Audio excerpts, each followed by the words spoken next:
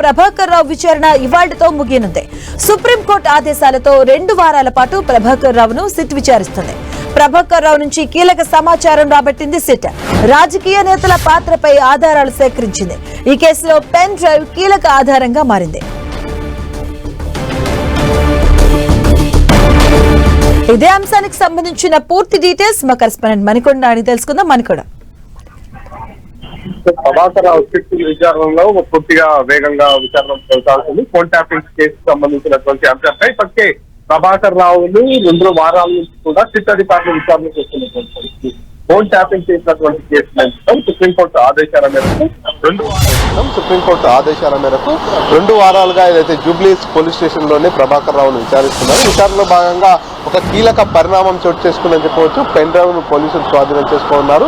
ఆ pen drive లో చాలా మంది ప్రముఖ రాజకీయ పార్టీలకు సంబంధించినటువంటి నాయకుల వివరాలతో పాటు ఫోన్ నెంబర్లతో పాటు ప్రముఖ జర్నలిస్టుల ఫోన్ నెంబర్లు, అదేవిధంగా న్యాయమూర్తులకు సంబంధించినటువంటి ప్రొఫైల్స్ అన్ని కూడా పెన్ డ్రైవ్ లో ఉన్నట్టుగా ఇప్పటికే పోలీసులు గుర్తించడం జరిగింది.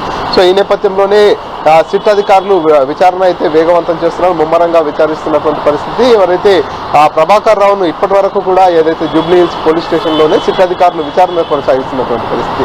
ఏదైతే ఫోన్ ట్యాపింగ్ కు సంబంధించినటువంటి అంశంలో చాలా విషయాలపై విచారణ చేస్తున్నటువంటి నేపథ్యంలో ఏవైతే ఆధారాలు ఏవి దొరకకుండా ఇప్పటికే ప్రభాకర్ రావు వాటన్నింటినీ కూడా ధ్వంసం చేశారంటూ కూడా పోలీసులు చెప్పుకొస్తున్నారు. కేవలం ఒక పెన్ డ్రైవ్ మాత్రం స్వాధీనం చేసుకున్నట్టుగా తెలుస్తుంది. ఆ పెన్ డ్రైవ్ చుట్టూనే ఈ కేసు అంతా తిరుగుతున్నటువంటి పరిణామం అయితే చోటు చేసుకుంది. అసలు ఈ పెన్ డ్రైవ్ లో ఉన్నటువంటి నంబర్లు ఎందుకు ఉంచారు, ఈ నెంబర్లకు ఎలాంటి సంబంధం ఉంది, ఎవరెవరి ఫోన్లను ట్యాపింగ్ చేశారనేటటువంటి అంశాలన్నిటిపై కూడా సిట్ అధికారులు విచారణ కొనసాగిస్తున్నటువంటి పరిస్థితి. ఈ రోజుతో ప్రభాకర్ రావు విచారణ ముగియనున్నటువంటి నేపథ్యంలో ప్రస్తుతానికి ఈ రోజు కూడా Prabhakar Rao Jubilee police station లోనే ఉన్నారు. సిట్ అధికారుల బృందం అంతా కూడా ఇక్కడికి చేరుకోవడం జరిగింది. ఈ రోజు పూర్తిగా ఈ రోజుతో ముగియనున్నటువంటి నేపథ్యంలో మరిన్ని కొత్త విషయాల్ని రాబట్టే దిశగా సిట్ అధికారులు ముందుకెళ్తున్నటువంటి పరిస్థితి. తెలంగాణ రాష్ట్రంలో కలకలం సృష్టించినటువంటి ఫోన్ ట్యాపింగ్ అంశం ఏదైతే ఉందో, అంటే ఈసారి విచారణ మొత్తం కూడా ఈ పెన్ డ్రైవ్ అంశం పైన మొత్తంగా సాగింది. విచారణ అంతా కూడా అంటే కీలక విషయాలు రాబట్టడం పైన.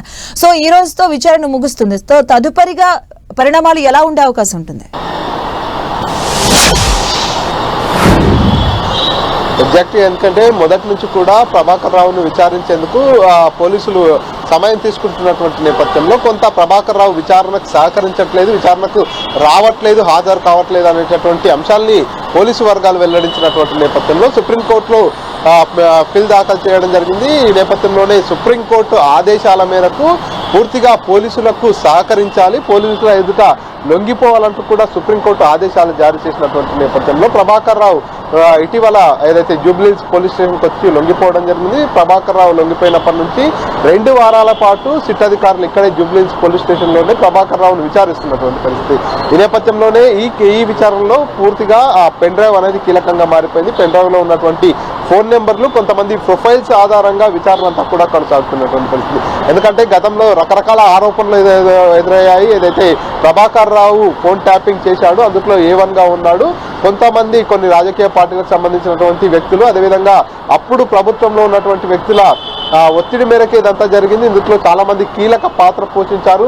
కొంతమంది ప్రముఖ రాజకీయ నాయకులు, ఎవరైతే ప్రత్యర్థి పార్టీకి చెందినటువంటి రాజకీయ నాయకులు కావచ్చు, కొంతమంది జర్నలిస్టులు కావచ్చు, మరికొంతమంది న్యాయమూర్తులు కావచ్చు, వారందరి ఫోన్లన్నీ కూడా ట్యాపింగ్ కు గురయ్యాయి అనేటటువంటి పెద్ద ఎత్తున ఆరోపణలు వచ్చాయి. కొన్ని జిల్లాల నుంచి కంప్లైంట్స్ కూడా వచ్చాయి. ఈ నేపథ్యంలోనే పూర్తి స్థాయిలో ఈ కేసును విచారణ చేస్తాం, ఎవరైతే ఫోన్ ట్యాపింగ్ లో నిందితులుగా ఉన్నారో వారందరినీ కూడా బయట పెడతాం, వారికి ఖచ్చితంగా శిక్ష విధిస్తామంటూ కూడా గతం నుంచి కూడా కాంగ్రెస్ ప్రభుత్వం ఏర్పాటైనప్పటి నుంచి కూడా ప్రభుత్వ అధికారులు కావచ్చు అంతా చెప్పుకొస్తున్నటువంటి పరిస్థితి. ఈ నేపథ్యంలోనే ఈ కేసును చాలా ఛాలెంజింగ్ గా తీసుకున్నటువంటి నేపథ్యంలో ప్రభాకర్ రావు A1 గా ఉన్నటువంటి నేపథ్యంలో తనను విచారణ చేస్తున్నటువంటి పరిస్థితి. దీనికోసం సిట్ అధికారులంతా కూడా వేగంగా ముందుకెళ్తున్నారు. సుప్రీంకోర్టు ఏదైతే నియమాల్ని ముందుంచిందో ఆ రకంగానే పూర్తిగా ప్రభాకర్ రావు విచారణ అంతా కూడా కొనసాగుతున్నటువంటి పరిస్థితి. తాజాగా ఏదైతే సిట్ అధికారుల ముందు ప్రభాకర్ రావు ఎక్కడ కూడా నోరు విప్పట్లేదు, ఎలాంటి సమాచారాలు కూడా పూర్తి స్థాయిలో ఇవ్వట్లేదు అంటూ కూడా చెప్పుకొస్తున్నటువంటి తరుణంలో ఏదైతే పెన్ డ్రైవ్ లభించిందో ఈ పెన్ డ్రైవ్ చుట్టే ఈ కేసు అంతా తిరుగుతుంది. పెన్ డ్రైవ్ లో ఎవరెవరి డీటెయిల్స్ ఉన్నాయి, ఎవరెవరిని ఫోన్ ట్యాపింగ్ చేశారనేటటువంటి అన్ని అంశాలపై అయితే సిట్ అధికారులు విచారణ చేస్తున్నటువంటి పరిస్థితి. నేటితో ప్రభాకర్ రావు విచారణ ముగియనున్నటువంటి పరిస్థితి ఉంది. Right, thank you Manikanta.